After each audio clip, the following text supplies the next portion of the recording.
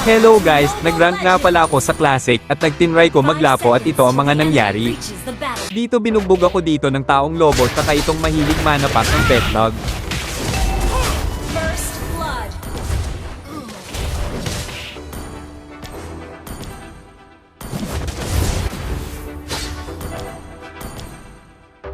Dito ko bubuhay ko lang at kapitas na naman nila ako.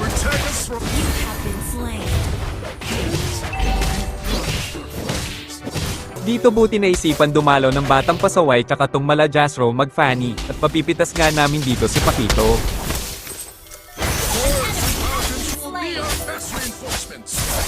Dito kala namin si Asong Lobo na lang andito pero ang dami pala nila sa booth.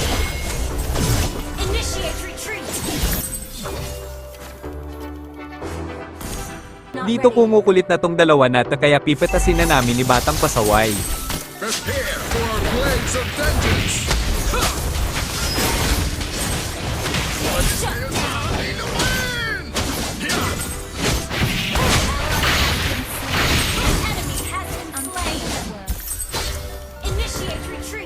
Dito re-respo ako kay Fanny, kasi nagbabanata na sila kaya mapipitas ko si Alucard, tapos dumating naman tong sinanununtok ng betlog kaya pinitas din ako hahaha.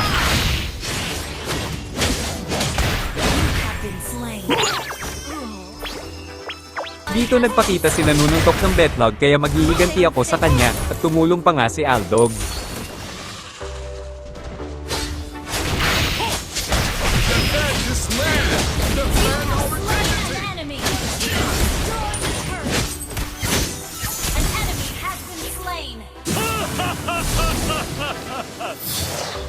Inaabangan ko nga pala dito si nanununtok ng betlog, gigil mo kasi ako masyado o ayan TV sa mukha. Prepare for our blades of vengeance!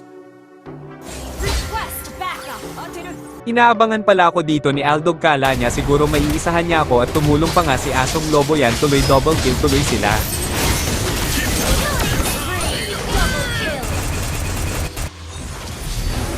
Pinasok ko na nga sila sa turn nila kahit ang sakit-sakit na buti na lang napitas ko si nanununtok ng betlog hahaha.